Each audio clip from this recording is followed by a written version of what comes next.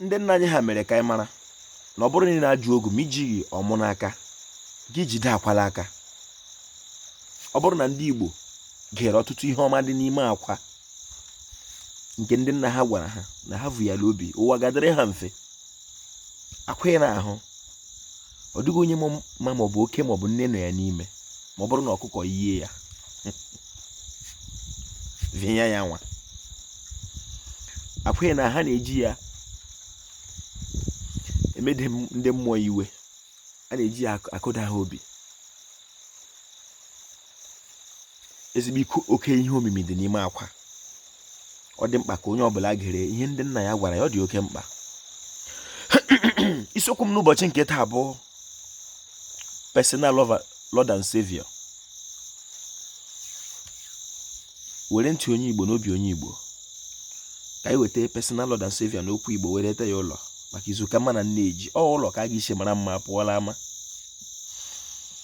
Onye Igbo, achọrọ m ka o doo anya n'ụbọchị nke taa laa, ọ dịghị otu aha personal Lord and Savior gị dịka onye Igbo ga-eji bụrụ aha nwa bekee.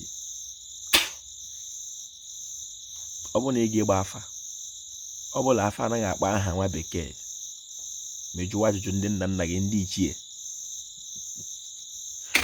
Biko tupu anyị na-aga n'iru, ka m tụpenye gị azụ.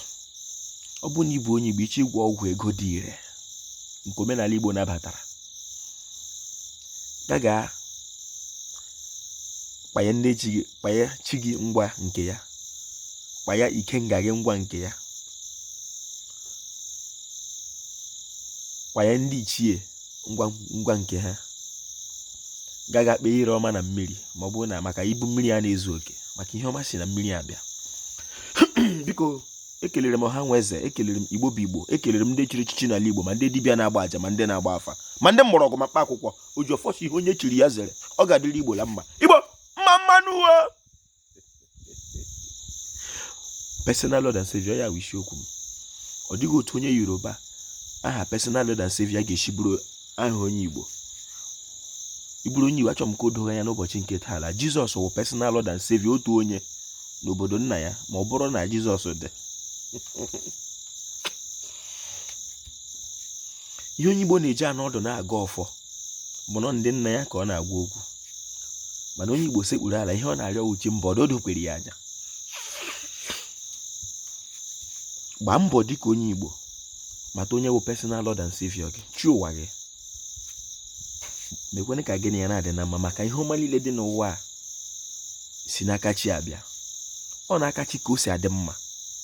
Ndị Igbo, nke bụ eziokwu m niile, ọ dịghị otu anyị ga-esi nweta ala Igbo a nke Chineke nyere anyị mba ebe obibi anyị, ma ọ bụrụ na anyị emeghị omenala ya. Maka na ihe ọma niile Chineke ji gọzie anyị dịka mmadụ dị n'ime ala nna anyị. Ọ mgbe ọbụla anyị mere ihe ahụ a na-eme n'ala anyị, anyị were ihe ọma dị n'ala anyị ka ọ dịrị anyị na mma dịka ndị Igbo. A sị m ị ga-iji ogu ma iji gị ọmụ n'aka, jide agwala aka. Ojiọfọ kelere Igbo, ọ ga-adịrị Igbo la mma. Ozi a si olu Okoro na-apụta. Tụsaa ya ma ọ dị gị mma. Asị m personal Lord and Savior gị, ma ọ bụghị aha Igbo ka ọ la-asa dịka onye Igbo ewu kpọm ewu. Ojiọfọ kelere Igbo. Igbo